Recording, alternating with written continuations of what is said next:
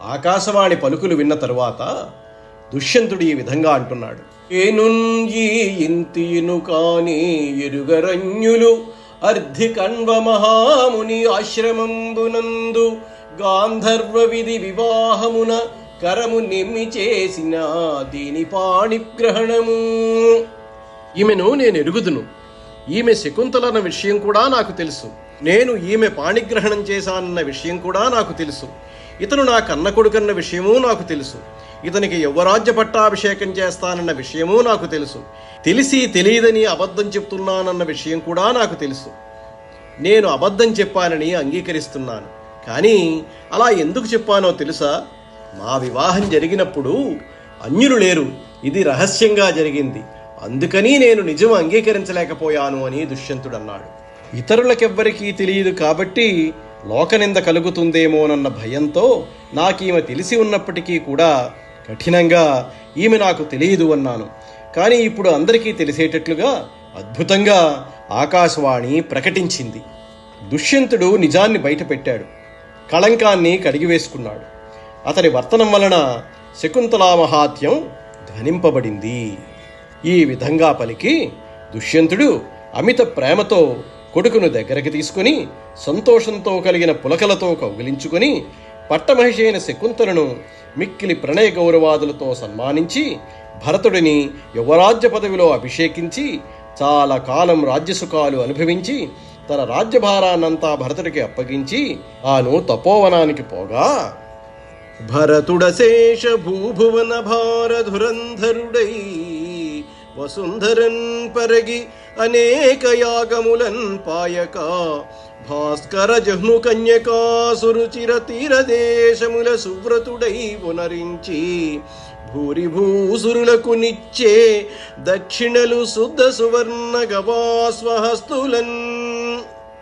భరతుడు అపారమైన సామ్రాజ్య భారాన్ని వహించి లోకంలో ప్రసిద్ధికెక్కి గంగా యమునా నదీ పవిత్ర తీర ప్రాంతాలలో దీక్షతో అనేక యజ్ఞాలను ఆసక్తితో చేసి బ్రాహ్మణులకు అధికంగా దక్షిణలను, మేలిమి బంగారాన్ని, గోవులను, గుర్రాలను, ఏనుగులను దానం చేశాడు. భరతవంశ క్రమం. భరతుడు తన వంశంలో పూర్వం ఉన్న రాజులకి భవిష్యత్తులో పుట్టే రాజకుల వంశస్థులందరికీ మూలపురుషుడయ్యాడు. అందువల్లనే భరతవంశమని పిలువబడుతోంది. భరతుడికి కేకేయ రాజపుత్రిక అయిన సునందకి భుమన్యుడు పుట్టాడు. అతడికి దాసార్హుడి కూతురైన విజయకు సుహోత్రుడు పుట్టాడు. అతడికి ఇక్ష్వాకుడి పుత్రిక అయిన సువర్ణకు హస్తి అనేవాడు పుట్టాడు. ఇతడి పేరు మీదనే కౌరవుల రాజధాని హస్తినాపురం అనే నగరం వెలిసింది. హస్తికి త్రిగర్తరాజు యొక్క కుమార్తె అయిన యశోధరకు వికంఠనుడు పుట్టాడు. అతడికి దాసార్హరాజు పుత్రిక అయిన వసుదేవకు అజీమీఢుడు పుట్టాడు. అజీమీఢుడికి కైకేయి, గాంధారి, రుక్ష అనే 3 స్త్రీలకు బలవంతులైన 124 మంది కొడుకులు పుట్టి వివిధ దేశాలకు రాజులయ్యారు. వారందరిలో సంవరణుడు శ్రేష్ఠుడు.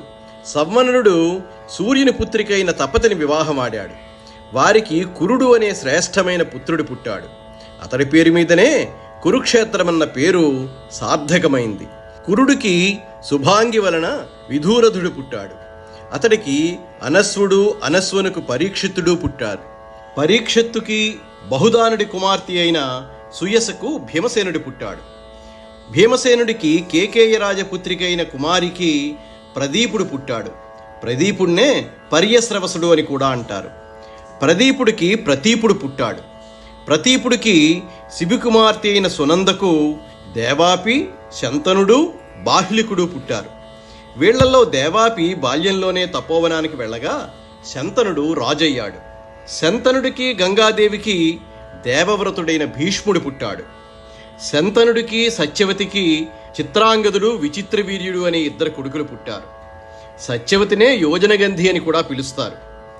వాళ్లల్లో చిత్రాంగదుడు చిన్నతనంలోనే గంధర్వుడి చేతిలో చంపబడ్డం వల్ల చిన్నవాడైన విచిత్రవీర్యుణ్ణి రాజ్యాభిషిక్తుడిగా చేసి భీష్ముడు కాశీరాజకుమార్తెలైన అంబిక, అంబాలిక అనే వారిద్దరిని విచిత్రవీర్యునికిచ్చి వివాహం చేశాడు.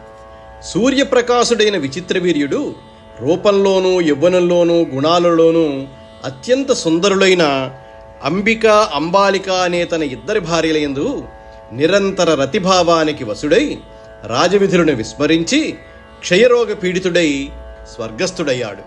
ఇక్కడితో భరతవంశం విచ్ఛేదమయ్యే పరిస్థితి రాగా సత్యవతి సమస్త ధర్మమూర్తి అయిన వ్యాసుణ్ణి భరతవంశం విచ్ఛేదం కాకుండా నిలపమని ఆదేశించింది.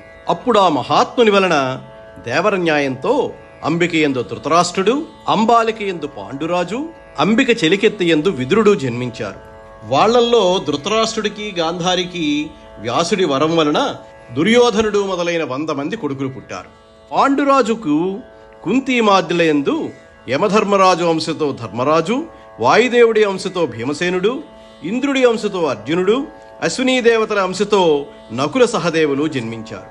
వీళ్ల 5గురికి ద్రౌపది భార్య అయింది. ద్రౌపది యందు పాండవుల వలన ఉపపాండవులు 5గురు జన్మించారు. వాళ్లల్లో ధర్మరాజు వలన ప్రతివింధ్యుడు, భీమసేనుడి వలన శృతసోముడు, అర్జునుడి వలన శృతకీర్తి, నకులుడి వల్ల శతానీకుడు, సహదేవుని వలన శృతసేనుడు పుట్టారు. వీళ్లే కాక ధర్మరాజుకి దేవికి వలన యౌధేయుడు, భీముడికి జరంధర వలన సర్వగుడు పుట్టారు. అర్జునుడికి సుభద్ర వలన అభిమన్యుడు, నకులుడికి కరేణుమతికి నిరమిత్రుడు, సహదేవుడికి విజయ వలన సుహోత్రుడు పుట్టారు. వీళ్లే కాకుండా భీముడికి హిడంబి వలన ఘటోద్గజుడు పుట్టాడు. ఈ విధంగా ఈ 11 మందిలో ఒక్క అభిమన్యుడు మాత్రమే భరతవంశాన్ని నిలబెట్టగలిగాడు. అభిమన్యుడికి ఉత్తర వలన పరీక్షిత్తు పుట్టాడు. ఓ జనమేజయ, పాండవ వంశానికి కీర్తిని సుస్థిరం చేసేందుకే నువ్వు పరీక్షిత్తుకు మాద్రవతికి జన్మించావు. ఇప్పుడు నీకు వపుష్టముకు శతానీకుడు, శంకుకర్ణుడు అనే 2 పుట్టారు. వీరిలో శతానీకుడికి విదేహరాజపుత్రి అయిన వైదేహికి అశ్వమేధదత్తుడు జన్మించాడు. ఈ వంశస్థులంతా ఐలులని, పౌరవులని, భారతులని, కౌరవులని, పాండవులని పిలవబడుతూ వీరులుగా ప్రసిద్ధి చెందారు. ఇది లోకంలో ప్రసిద్ధికెక్కిన భరత వంశక్రమము.